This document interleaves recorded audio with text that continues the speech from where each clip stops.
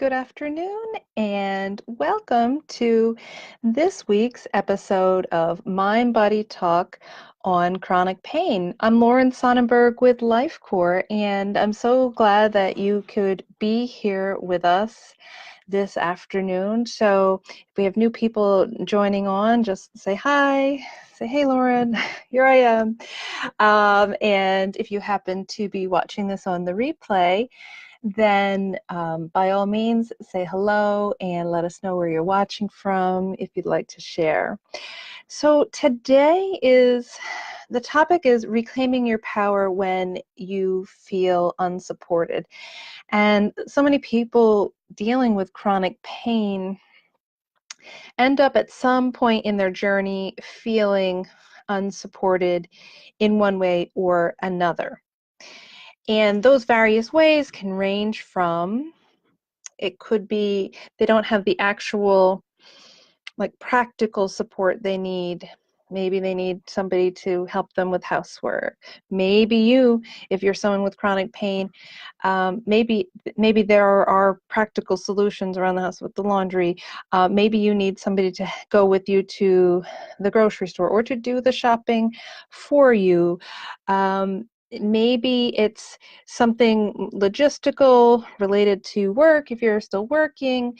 Maybe it's financial support. Maybe it's more on the emotional support side. Maybe it's just pure, I just wish people could understand, and that would be obviously more in the emotional support arena.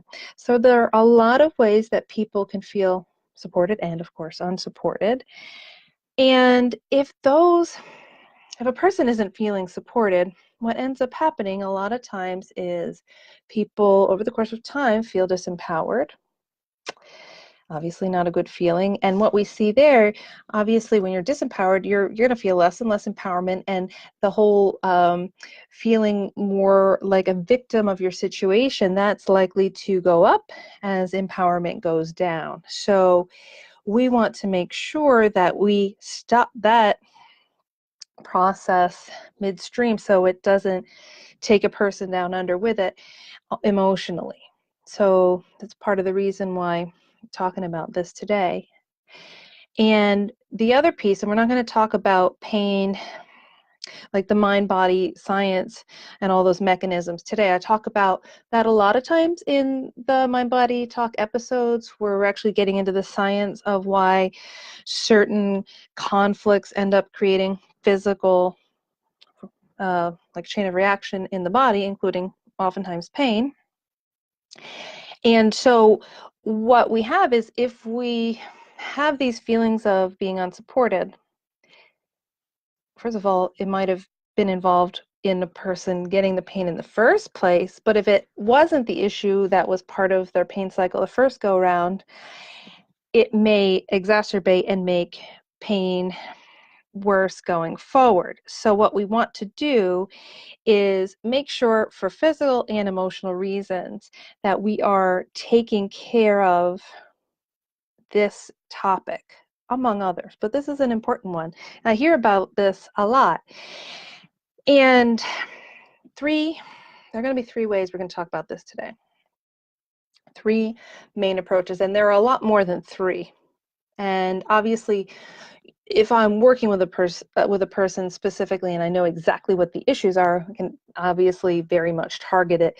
But today are three general approaches, but I think you'll be able to start to utilize some of these in your own life if you're a person who has been feeling unsupported, even if you happen to see this, and maybe chronic pain's not your issue, but somehow you're like, oh, reclaiming your power, that sounds good, feel unsupported, and I can relate. So even if chronic pain's not your issue, maybe you're dealing with some other physical issue, or maybe you just feel unsupported in your life's journey right now. You can take these topics, these little key pieces that I'm giving you today, and apply them to your own life. So, and as you do go apply them, let me know how it's working for you. So the first one, diving right in. This may seem at first maybe like one of those no-brainers, or maybe it's not going to work, or maybe you have done this and it didn't work. Well, let's revisit it. Asking for help, but asking specifically. Now, sometimes people don't ask for help, and all they need to do is ask for help. And it may not always be delivered quite in the way they were looking for, but we'll never know if we don't ask. But that's not where this ends. This approach doesn't end just with that. When I say ask for help, specific help and specific ways to ask for the help. Let's talk about that. All right. Now, sometimes a person, a loved one, family member, whoever, thinks they're being supportive because in their heart, they care and love and feel like they are supporting you. And this goes back to, I don't know if you know the concept of the 5 love languages, but sometimes we want to receive love and or support in a certain way. Maybe we want to receive it in the form of demonstration of affection, like a hug. Maybe we want to see it like, oh, they took out the garbage or they did the dishes and I didn't expect them to do that. And there are other ways as well, but maybe somebody's speaking and giving support or showing support in a certain way, but you need to, in order for you to feel it more deeply, need to see it or hear it or experience it in another way.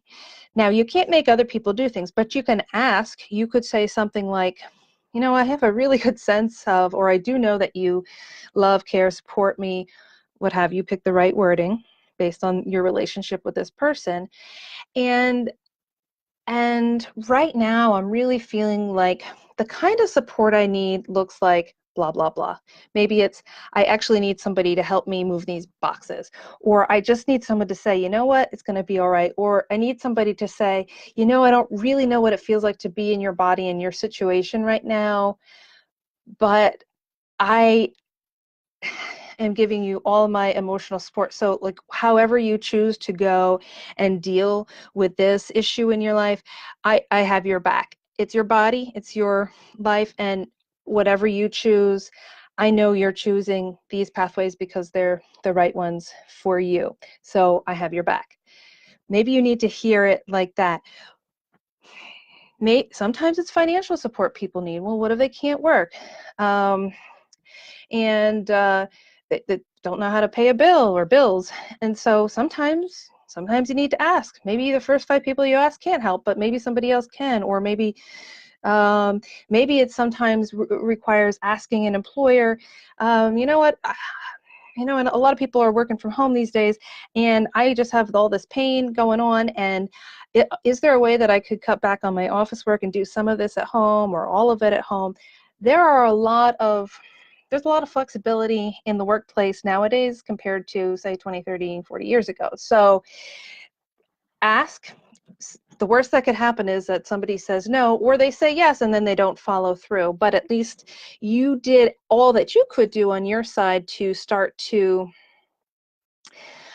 you know, at least to ask and to open the door to receiving in the way that you would like to. Okay, so that is one way.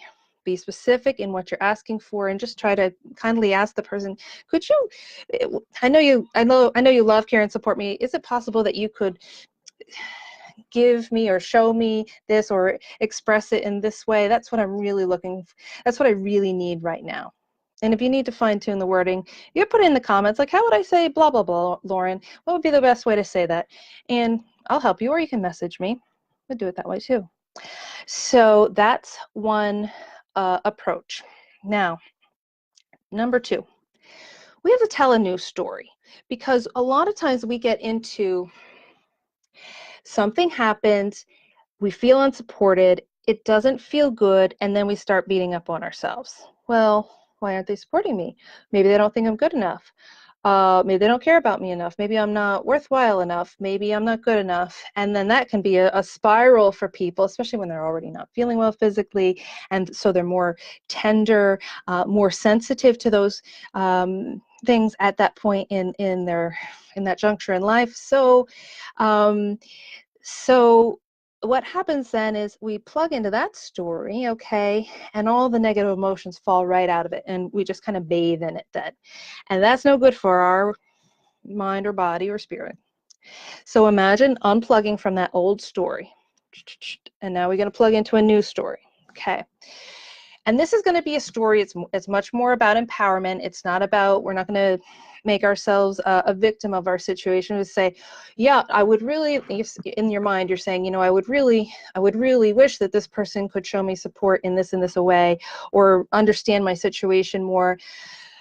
But for whatever reason they have, or reasons, they're unable to. Maybe you've even asked them. Maybe you applied number one and really went and specifically asked for support in a certain way. And good.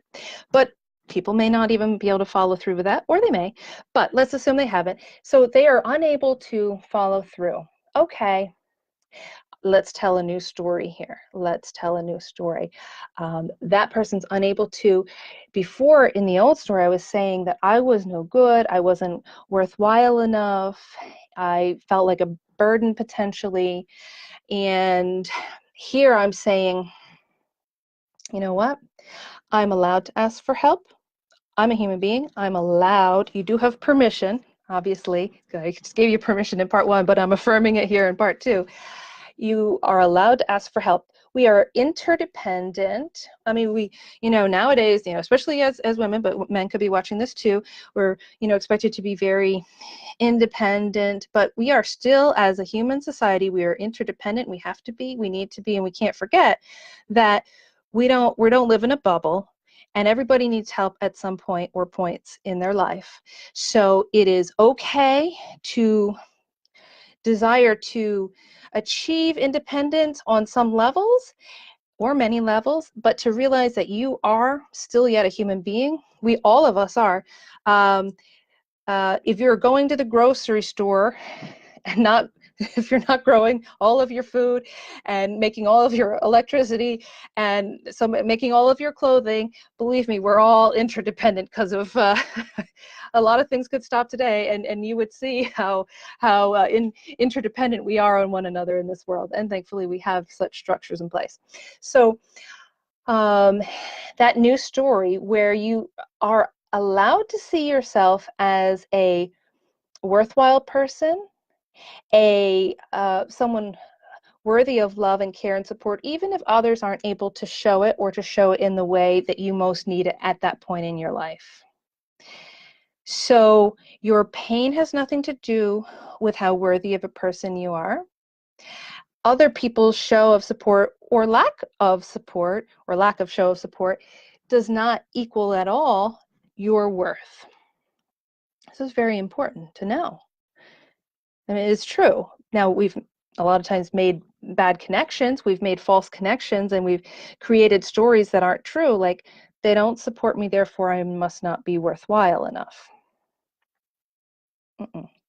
But okay, this is the first part of you changing this, is just to hear that it's okay to change the story and to say I'm worthwhile, even even if I don't have any productivity going on, or what you consider productivity, even if you're not making money, even if everything kind of around you in life has fallen to pieces on the outside, and maybe you feel that way on the inside too, all of that has nothing to do with your worth, because worth is something from the inside, and a lot of times we've tied it to outside external things, but it's an old story. Get rid of the story, start to tell a new one. Now, me just saying that, if that were that simple, I probably wouldn't have much of a business, right?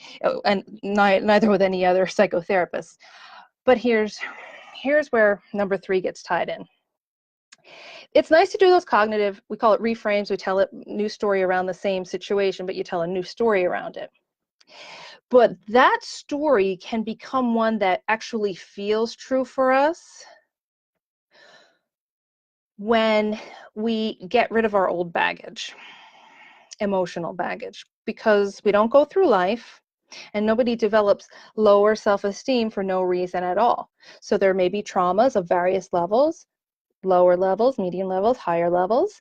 And a lot of times those, especially when they've happened in childhood, especially when they're put downs or abuses that have occurred, but it doesn't even have to be abuse. It could be considered on a less intense level, but somewhere where you felt not good enough about yourself, where somebody didn't match your expectations to how you needed or wanted to be dealt with sounds bad, but interacted with, and or treated.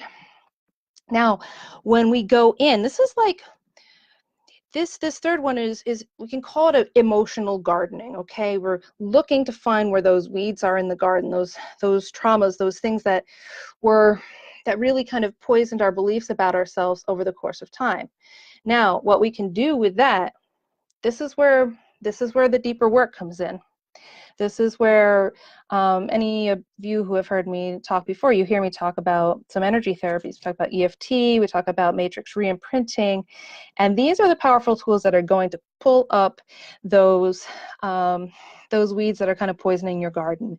And we plant in new, more, we put in the better flowers, so to speak, for lack of a better analogy. But here in the gardening analogy, we put in the flowers that are going to help the garden be more fruitful, to help you feel better about yourself, to help you grow, to help you feel like the soil is rich, to help you feel like you're able to bloom.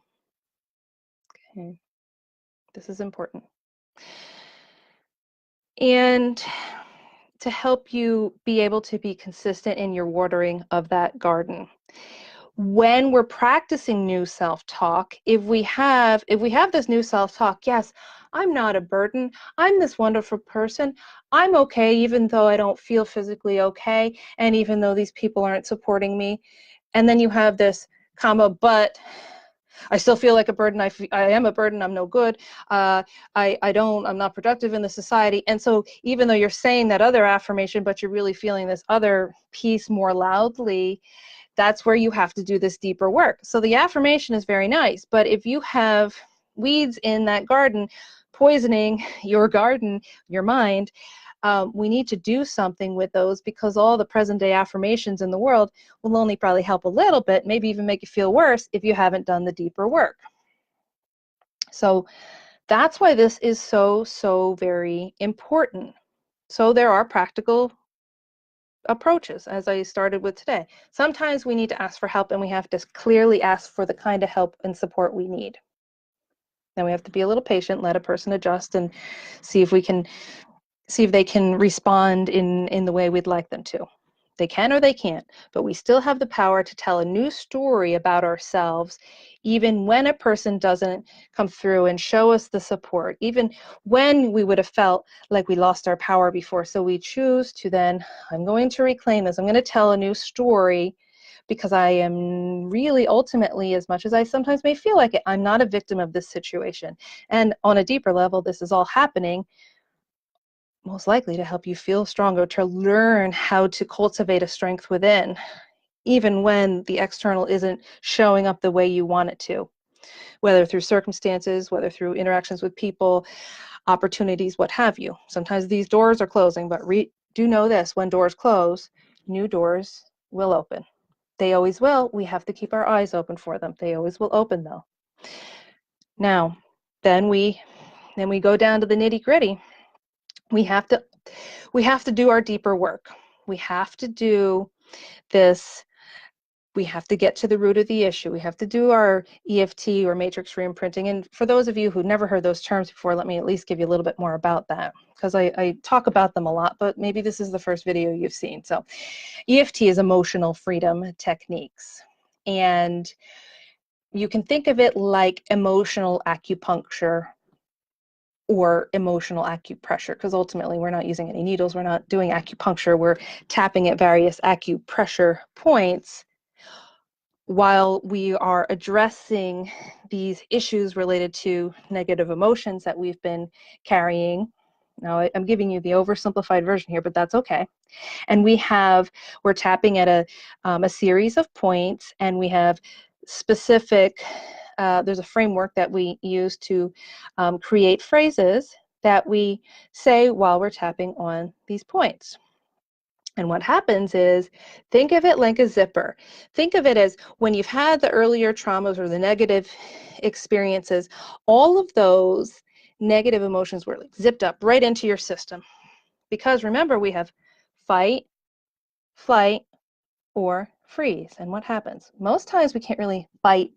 If you feel unsupported, you can't really fight it. Or if you do, sometimes it's not really, doesn't really yield you what you want. You can't really run away from that. So what do? When we feel put down or feel unsupported, and all that pain, all that, feeling disconnected, feeling unloved, feeling unworthy, you zip it right up into the system.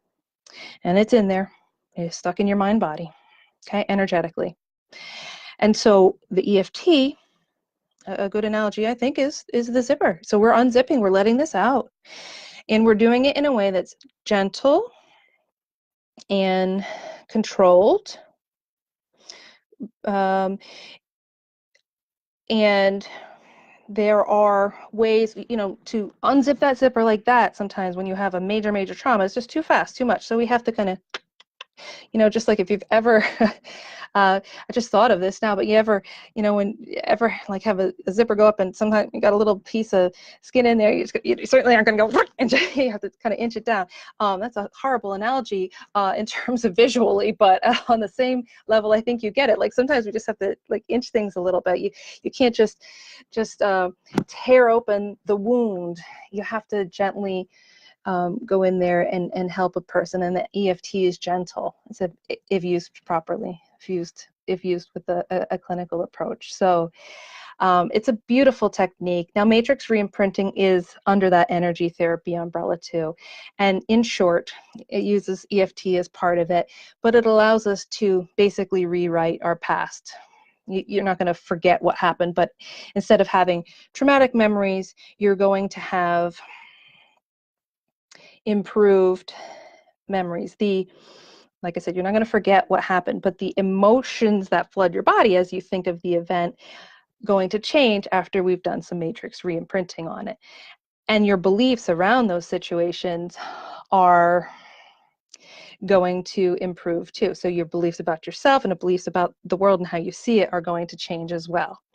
So these are beautiful tools in the tool bag, okay? And so reach out. Feel free to reach out to me. You can join the free chronic pain group we have if you want to learn more about this. You can always ask questions there. If you're someone with chronic pain, join the free group, ask questions, learn, get empowered. And if you want to set up a free 15-minute phone call consult to ask questions, great. I do all my work via phone and video these days. And so if that's not for you, maybe we have to find somebody who does this kind of work in your area of the world. So you can reach out and we'll try to place you with somebody that's a good fit with you. So I am so glad that you were able to join in and take a listen to the options that you have. And there are many more than just 3, but I wanted to give you something that I could help you with that would help normally a lot of people. And then of course, everybody's individual. So we have to kind of go in and then just see specifically for you, where are the areas that you need the most help with. So we will see you next week, same time, same channel, and have a good week. Take care. Bye-bye.